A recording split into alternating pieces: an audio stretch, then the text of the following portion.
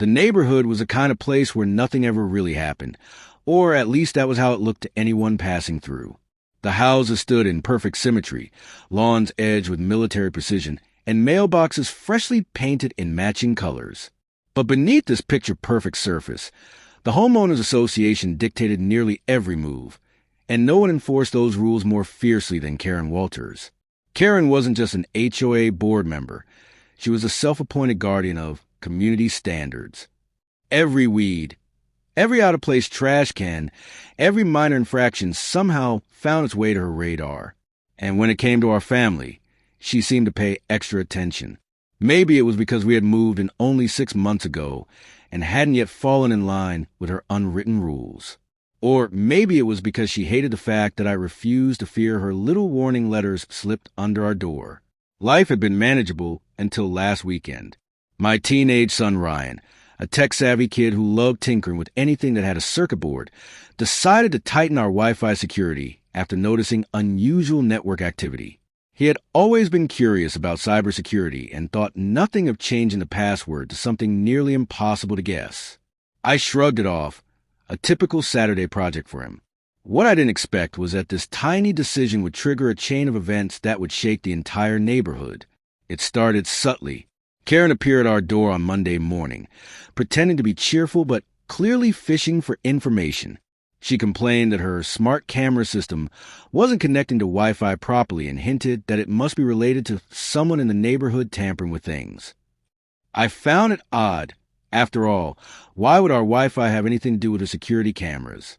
But Karen's questions grew bolder.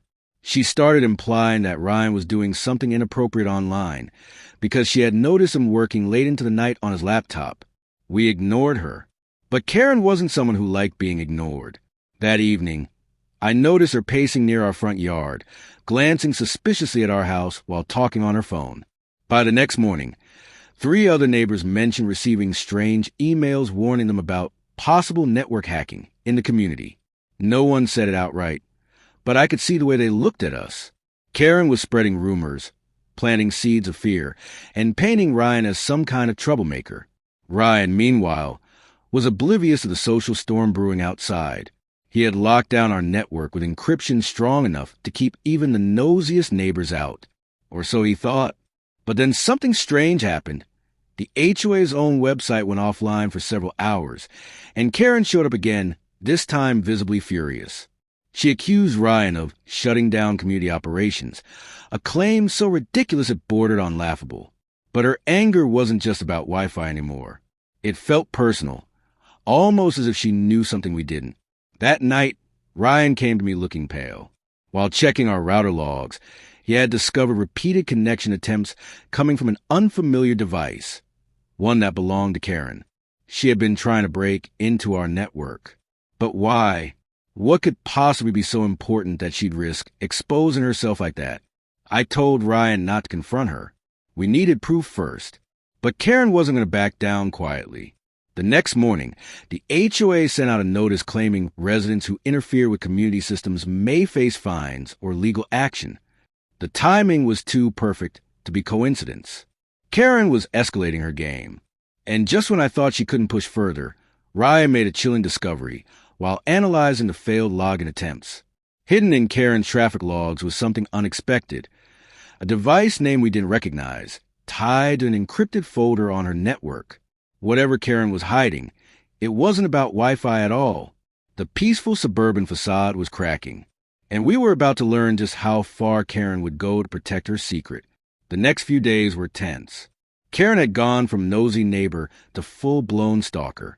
She started walking her dog past our house 3 times a day, even when the weather turned windy and cold. I caught her pausing to glance at our windows as if she could see through the curtains. Ryan, meanwhile, dug deeper. He wasn't just curious anymore.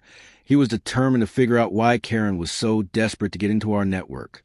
He spent hours tracing signals, combing through router logs, and mapping out every device trying to ping our Wi-Fi.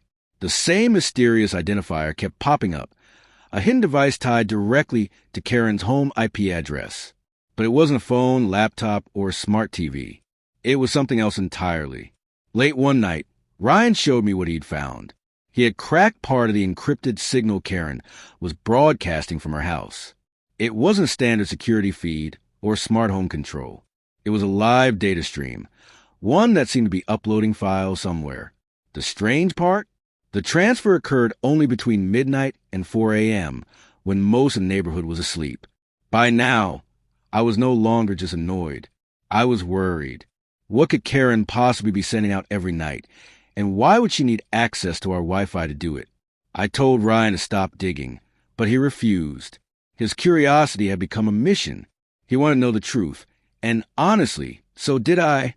The turning point came on Friday morning. The HOA sent another notice claiming malicious activity in the neighborhood and warning that anyone caught tampering with community networks would face legal consequences. It was clearly aimed at us. Karen had weaponized her position to intimidate us. But why did she care so much? That evening, Ryan set up a digital trap. If Karen tried to connect to our Wi-Fi again, the system would capture her device ID and record its activity. Hours later, just past midnight, the alert went off. Karen was trying to break in again. But this time, Ryan's trap worked perfectly. Not only did it block her, but it also mirrored part of her outgoing data stream back to us. When we opened files, our jaws dropped. They weren't random documents or community spreadsheets. They were surveillance photos. Hundreds of them. Karen had been secretly taking pictures around the neighborhood, cataloging details about every house, every family, even every license plate, and not just from cameras on her property. Some images were clearly taken from places she had no right to be. Why was she doing this? Was she spying for the HOA? Or was something more sinister going on? The next morning, I tried to confront her indirectly by asking if she knew anything about break-ins in the area. She gave a fake smile and denied everything, but I could see it in her eyes. She knew we were onto her. By afternoon, the HOA sent yet another warning, this time demanding that all Wi-Fi systems remain accessible to inspection if requested. It was absurd and illegal. That night, Ryan dug further into Karen's encrypted folder. What he found was worse than either of us expected. Not just photos, but personal information, names, schedules, and even copies of official documents that neighbors had shared with the HOA. Karen wasn't just spying. She was building some kind of private database, and she needed access to our network to hide where the files were really going. The question was, who was she sharing them with? Just as Ryan was piecing it together, something happened that made everything feel even more dangerous. Around midnight, while reviewing the mirrored data stream again, Ryan discovered an outgoing email that Karen had written but not yet sent. It mentioned needing to silence them before they talk. She meant us. The calm, manicured neighborhood had become a hunting ground. And Karen wasn't just nosy. She was desperate to protect a secret big enough to ruin her. By the time Saturday arrived, the tension in the neighborhood was impossible to ignore. Karen's constant surveillance had gone from annoying to downright dangerous. The entire street buzzed with whispered conversations. People started looking at us like we were troublemakers, and I knew Karen was behind it. She was working to isolate us, a classic move to make us easier targets. Ryan, stubborn as ever, decided it was time to expose her. But before we could make a move, something happened that shifted the entire game. That afternoon, while running a routine scan, Ryan picked up an unusual connection, a direct link from Karen's home to an outside server based overseas. He followed the trail, step by step, until the truth became undeniable. Karen wasn't collecting all this data for herself. She was selling it. The HOA records she had stolen, the photos she had taken, even information about alarm systems and Wi-Fi setups. It was all being compiled and sent to someone willing to pay for it. And that someone clearly wasn't supposed to have it. Ryan didn't recognize the server's full address, but what he did recognize sent a chill through both of us. Part of the routing chain ran through an IP address known for illegal data brokers. Karen wasn't just power-hungry. She was committing a serious crime. That night, Ryan prepared a full evidence file. Router logs, mirrored data packets, even timestamps of Karen's activity. We planned to hand it to the authorities first thing Monday morning. But Karen must have sent something. She didn't wait for Monday. Just after midnight, a car slowed in front of our house. Its headlights cut through the curtains, then went dark. Ryan checked the security cameras and saw Karen stepping out, glancing around before heading toward our side gate. She wasn't carrying her usual clipboard. She was carrying something metallic, maybe a crowbar, maybe a flashlight. Either way, she wasn't just coming over to talk. My heart pounded as I watched her slip through the yard. Ryan locked the doors and triggered the alarm, but before I could even call the police, the Wi-Fi signal in our house suddenly died. Karen had killed our connection somehow, cutting off our cameras and alarms at the worst possible moment. I grabbed a flashlight and waited by the front door, pulse racing, while Ryan pulled up the backup hotspot to restore our systems. But just as he got the feedback online, the cameras showed something terrifying. Karen wasn't alone. A man we'd never seen before stood at the edge of the driveway, keeping watch. Whatever Karen was planning, she wasn't doing it by herself anymore.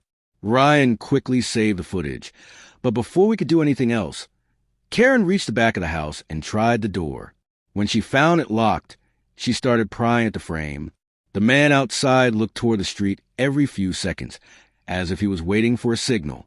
Why were they here? To steal Ryan's laptop? To destroy the evidence? Or worse, the sound of police sirens in the distance must have spooked them. Karen froze and bolted, waving at the man to follow. They ran back to the car and sped off before the cruiser even reached our block. The officers who arrived minutes later took a brief statement, but didn't seem to grasp the gravity of what had just happened. To them, it looked like a simple trespassing incident. But Ryan and I knew better. This wasn't just about Wi-Fi anymore. Karen had crossed the line from neighborhood tyrant to criminal conspirator. And if she was willing to break into our home to silence us, what would she do next? The evidence we had was strong, but Karen was desperate. And desperate people don't stop when you catch them. They fight harder.